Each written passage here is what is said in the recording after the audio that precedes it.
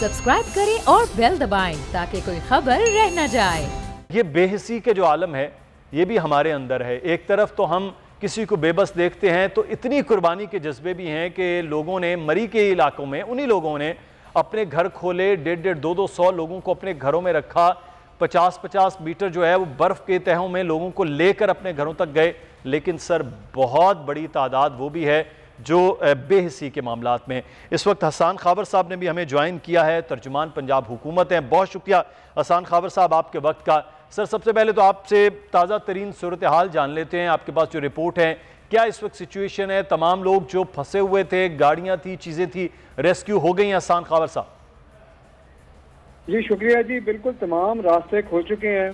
कुछ गाड़ियां जो फंसी जिनको निकाला जा रहा है और कोई शख्स जो है ऐसा नहीं है जो किसी सेफ मुकाम पे ना हो। जो लोग आना चाहते थे घरों को उनको वहां से बाहिफाजत निकाल लिया गया। ये ताज़ा तरीन आपकी रिपोर्ट। सही। अच्छा हसन खाबर साहब आपसे कुछ जानना चाहेंगे। 2 माह कबल होने वाली सरकारी मीटिंग जो है उसमें जितने भी डिपार्टमेंट्स हैं पंजाब गवर्नमेंट के उनके ज़िम्मे थे, क्योंकि ये सारी चीज़ें हर साल होती हैं और आप लोग मैनेज करते हैं, प्लानिंग करते हैं, तो क्या वजह थी? कौन से ऐसे डिपार्टमेंट्स कहाँ नेग्लिजेंस हुई है कि बर वक्त वो लोग काम नहीं कर पाए? बहुत सारे इदारों ने तो अपने काम कर लिए, वो आप लोग देख रहे हैं कि क्या वजूहात थी इस सारे अमल के पीछे? देखिए मैं जरा एक बात वादे कर दूं कि इस वाक़े के ना 3 पहलू हैं। एक है जिस तरह आप फरमा रहे हैं कि क्या क्या हर इदारे का रोल था और क्या उन्होंने वो रोल परफॉर्म किया कि नहीं किया। दूसरा ये है कि रिलीफ और रेस्क्यू ऑपरेशन कैसे हुआ। और तीसरा ये है कि आइंदा ऐसे होने वाले वाक़यात का क्या सद्देबाब हो सकता है। आपका सवाल क्योंकि पहले से मुंसलिक है, देखिए उस पर जो इनिशियल रिपोर्ट है उस पर जाहिर है कि सारे इदारों ने अपनी अपनी कारकर्दगी बताई है। उन्होंने ये भी बताया है कि जी हमने ट्रैफिक को रोका था, ट्रैफिक एंट्री सील की थी, ट्रैफिक काउंट रखा जा रहा था, बर्फ साफ की जा रही थी।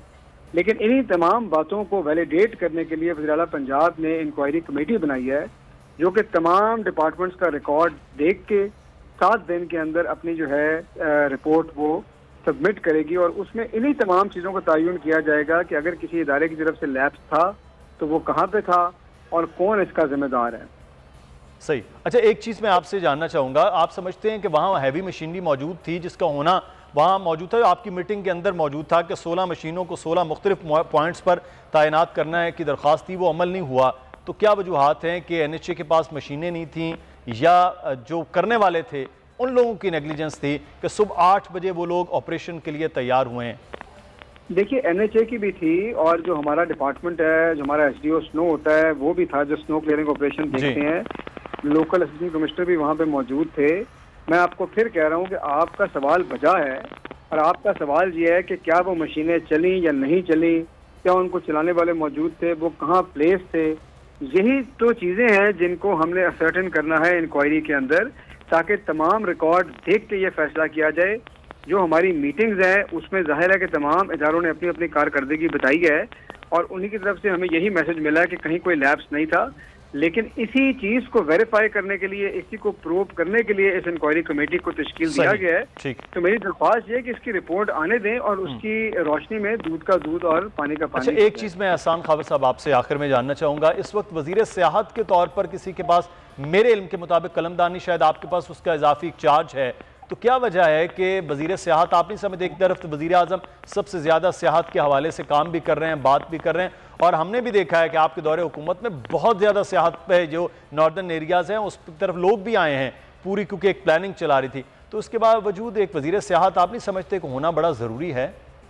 देखिए मेरे पास सियाहत का पोर्टफोलियो है और सियाहत के हवाले से इसीलिए मैं तमाम जिम्मेदारी जो है समझता हूँ कि मेरे पे आती है। और मैं आपको उसकी वजह बता दूं कि देखिए पिछले 3 साल में सियाहत को बहुत फ़रोग़ मिला है, बहुत ज़्यादा इन्वेस्टमेंट हुई है इस शोबे में। लेकिन ज़रूरत इस चीज़ की है कि अब गवर्नमेंट की जो रेगुलेटरी कैपेसिटी है वो भी उस सरमायाकारी के साथ ज़्यादा बिल्ड हो, स्ट्रॉन्ग हो, क्योंकि बहुत बड़ी तादाद में नए होटल्स बने हैं, लोगों को सर्विसेज दी जा रही हैं। ये अपनी जगह बात ठीक है, लेकिन हमने भी अभी इस वक्त जो कानून लागू है वो 1976 में बना था। हमें ज़रूरत ये है कि उन कवानीन को भी मॉडर्नाइज करें, उसमें तरमीम करें। उस सिलसिले में काम हो भी रहा है और उसको मज़ीद स्पीड अप किया जा रहा है। मैंने महकमा सेहत के हवाले से भी, ये एक्शन प्लान के हवाले से भी एक कमेटी बनाई है जो 48 आवर्स में अपनी रिकमेंडेशंस देगी। लेकिन ये प्रिवेंशन के एंगल से है और टूरिज्म डिपार्टमेंट के एंगल से है। और ये जो है इसकी रोशनी में भी मजीद कार्रवाई बहुत जल्दी होगी और इंशाल्लाह इसी हफ्ते ये अपनी सिफारिशात पेश। सब्सक्राइब करें और बेल दबाएं ताकि कोई खबर रह न जाए।